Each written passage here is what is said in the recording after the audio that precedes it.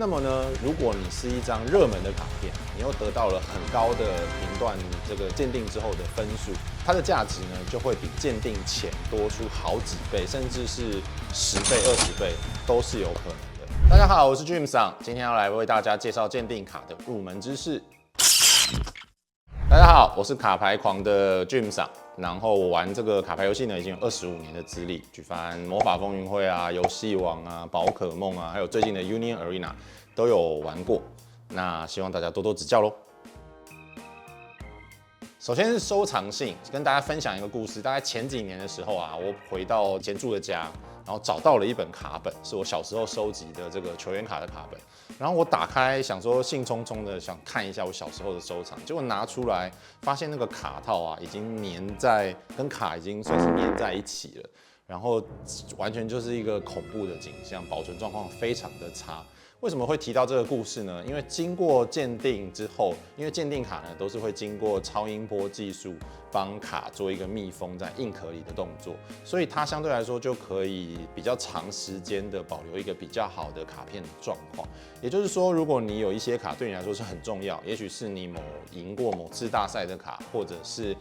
你自己收藏的一张非常稀有的卡，对你有很多意义的，那么选择用鉴定的方式来保存，能够充分的增加它的收藏性。第二个好处呢，其实是价值，因为呢，不管是哪一家鉴定公司，它其实都会根据你的卡片状况给予评分，它不只是封壳而已，它还会针对你的品相啊，它是真假去做判断，还有评分的动作。那么呢，如果你是一张热门的卡片，你又得到了很高的评断这个鉴定之后的分数，它的价值呢就会比鉴定前多出好几倍，甚至是10倍、20倍都是有可能的。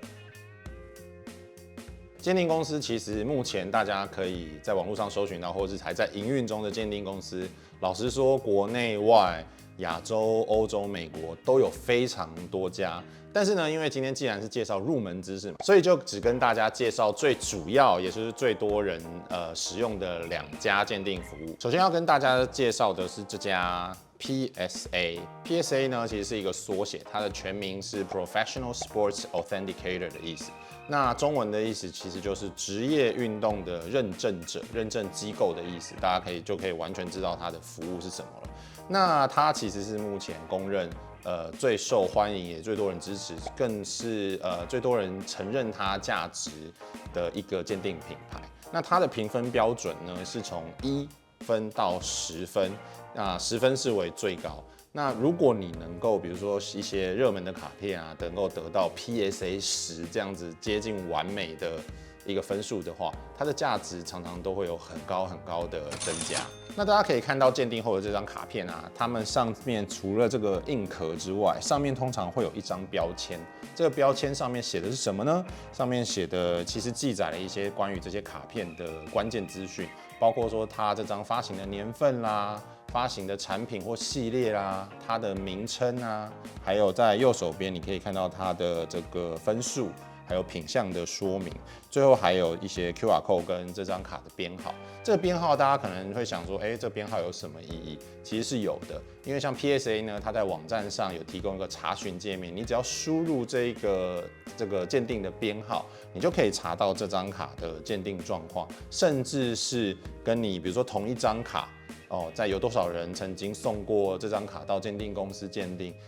比如说9分的有几张，8分的有几张，10分的又有几张，这些资讯都可以在鉴定公司的网站上查询到。有些卡片因为它鉴定的张数非常少，比如说全世界可能只有1张。PSA 10分这样子的状况的话，如果你的卡片是这样，它的价值甚至会有额外的加成作用。介绍完了 PSA 之后啊，接下来要跟大家介绍另外一个鉴定的品牌，也是主流的鉴定品牌。如果你是玩游戏卡的话，搞不好你看过这个品牌的几率还高过 PSA。它的名字叫做 BGS， 同样是一个缩写。它的全名叫做 Beckey Grading Service， 也就是 Beckey 的这个鉴定的服务。它这一间公司其实蛮有趣的，它从1980年代其实就开始有它的生意。那最早呢，它是做杂志起家的，没错，杂志是什么杂志呢？大家可以看到这个当然是现在它还在发售的杂志啦。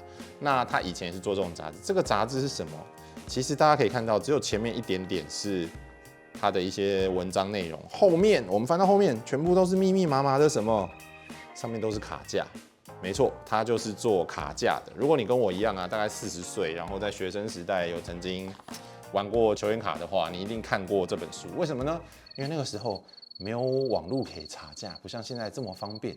然后大家呢每个月都要去买这一本卡架书来看自己拥有的卡片的价格是涨了还是跌了。对，我知道现在听起来，如果你知道什么 Y2K 世代啊，或者比较年轻的牌友，你听到这个可能会觉得匪夷所思，什么看书每个月出的杂志来看卡价。对，但是以前真的就是这样。但是到了1999年的时候呢，它开始了卡片的鉴定服务。那它的评分标准呢，跟 PSA 略有不同，有几个地方不同呢？首先，它虽然同样一样是1到10分。但是它其实大家可以看到这些卡片上，可能就会看到有一些9.5分啊，也没错，也就是它会有0.5分这样子的机制，所以在评分起来呢，跟 PSA 还是很不一样的。除此之外呢，大家可以看到，在这个标签上，它底下有4个小小的分数，这个小小分数分别代表了它是怎么去评断这张卡的品相，包括印刷是不是至中，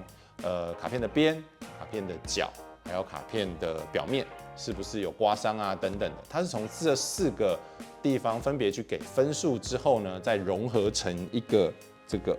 上面的大分数。好，所以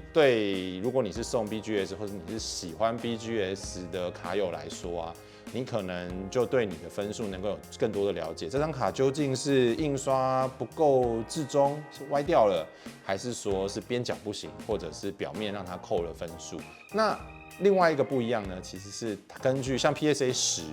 大家可能知道就是 PSA 10没了，10就是10，完美就是完美。但是 BGS 的10分呢有2种。第一种是4个分数里面有3个你都拿到10分，另外一个拿到9.5分的话，这样子你会像这张黑喷一样，你会得到一个金标的10分。但是如果你真的很完美，4个分数你都拿到10分的话，这样子的话呢，你的标签除了是10分以外，你的标签的颜色会从金色变成黑色。BGS 黑标10分应该说是鉴定中的